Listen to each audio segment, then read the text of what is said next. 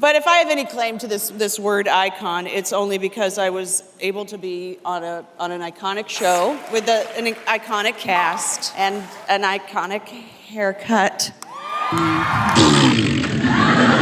She was more than just a haircut and a coffee shop waitress. Rachel Green rewrote the rulebook for women on TV. Hey, lady! I don't care how much you want it, okay? I am not gonna have sex with you in the bathroom.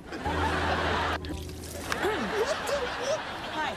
Can I help you? Yes, I'm sorry, miss. Do you have any extra pants? My friend seems to have had a little accident. She was more than just a haircut and a coffee shop waitress. Rachel Green rewrote the rulebook for women on TV. But behind the designer shoes and perfect blowout was a character no one saw coming. From coffee shops to catwalks, Rachel Green wasn't just a character, she was a cultural reset. Whether you loved her, hated her, or just desperately wanted her wardrobe, Rachel Karen Green is one of the most unforgettable characters in television history. But how did a runaway bride with no job, no plan, and no clue become the voice of a generation? Today, we're taking a deep dive into the evolution, impact, and emotional legacy of Friends' most stylish and most complex leading lady. This is a story of transformation, heartbreak, independence, and the quietly radical power of letting a female character be beautifully messy. Stay tuned till the end, because the real twist in Rachel's story might not be what happened on the show, but what happened after. It's the image that launched a pop culture empire, a dripping wet Rachel Green bursting into Central Perk, clutching a bouquet, and already rewriting TV history. From the moment she walked into Monica's life, and into ours, Rachel wasn't just a character. She was a symbol. A woman leaving behind wealth, comfort, and a man she didn't love, to find herself. It was the 90s.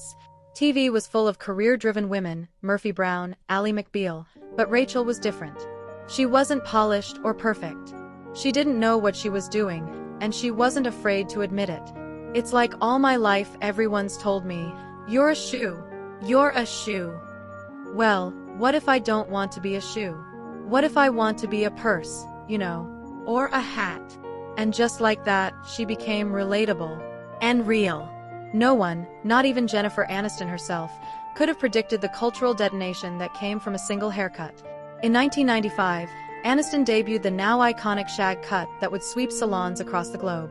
It was the ugliest haircut I've ever seen. I couldn't style it myself if my life depended on it. But while the actress might have hated it, the character it belonged to was soaring. Rachel became the fashion and beauty it girl of the decade.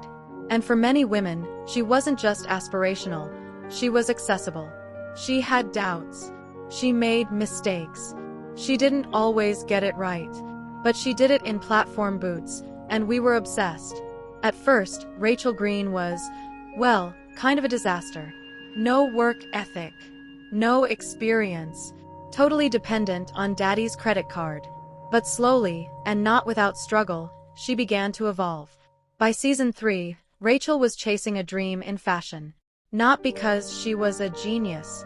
Not because she got lucky. But because she worked for it. I know I don't have a lot of experience, but I'm a quick learner, and I'm passionate about this world. Rachel's journey from waitress to fashion buyer wasn't just character development, it was revolutionary. She showed women that reinvention is possible at any age, even when you start from nothing. She gave permission to fail, to try again, to say, "This isn't me anymore," and walk out in search of something better. Ah yes, Ross and Rachel. The most on-again, off-again love story in sitcom history. Their chemistry was undeniable. But what made Rachel's half of the story so powerful was how often she chose herself over romance. From her decision not to give up her career for Ross, to that heartbreaking moment when she turned down a marriage proposal out of obligation, Rachel made it clear, love mattered, but not at the cost of her own identity. There's an episode that doesn't make many highlight reels. Season 10, Episode 3, the one with Ross's tan. It's a comedic subplot, sure. But in the background, something subtle and heavy is happening to Rachel. She's a single mom, juggling career and co-parenting. She's questioning if she made the right choices. There's a moment where she sits alone, watching her daughter sleep, and you see it. The weight, the fear, the loneliness. It's barely a few seconds. But for fans who grew up with Rachel, it hit like a freight train. She had everything we thought we wanted. the baby, the job, the guy who loved her, and yet, she still wasn't totally okay. That was real. When Friends ended in 2004, it marked the end of an era. But Rachel Green didn't disappear.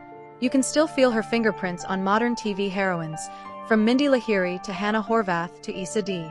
Imperfect, stylish, emotional, empowered. Rachel Green gave us a new kind of woman on TV. One who didn't have it all figured out. One who could be funny, fashionable, flawed, and still worthy. She walked so many others could strut. But here's the part they never tell you. Jennifer Aniston has said she nearly turned down Friends multiple times. She was already cast in another show.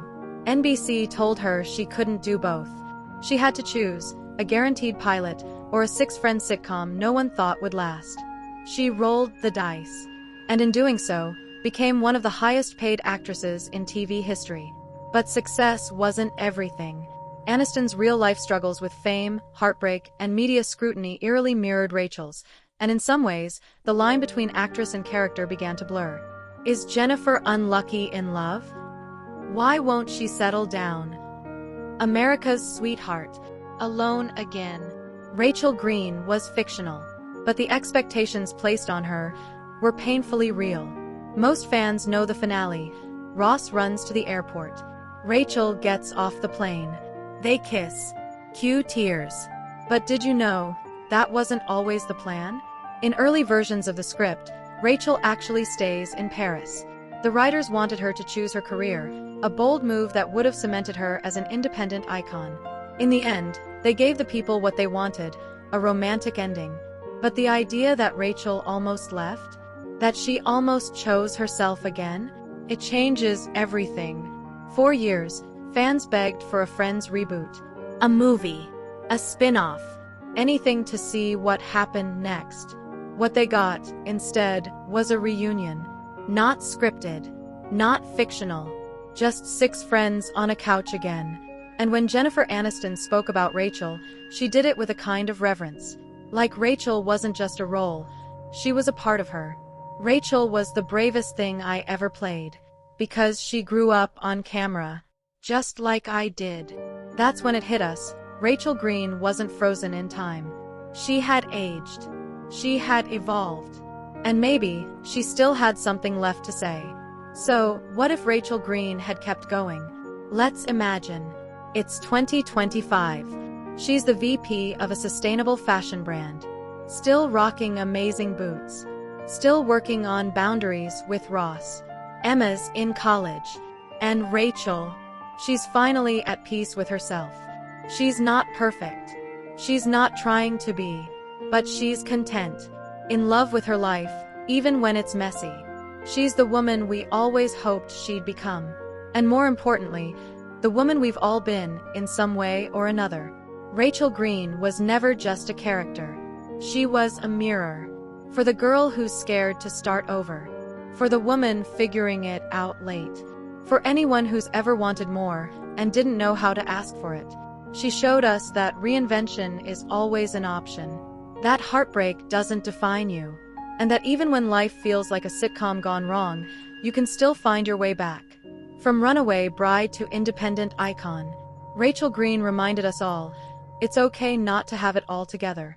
Because sometimes growing up and glowing up just takes a little longer. Thanks, Rachel, for teaching us that being lost might be the first step to finding who we really are. I hope you enjoyed this story. Tell us, what was your favorite Rachel moment? The haircut? The job at Ralph Lauren? Or that unforgettable airport finale? Drop it in the comments below. And if this deep dive into Rachel's legacy gave you all the feels, don't forget to like, subscribe, and hit that notification bell so you never miss a story that celebrates the icons we grew up with. Want more untold stories about your favorite TV characters? Drop your suggestions in the comments section.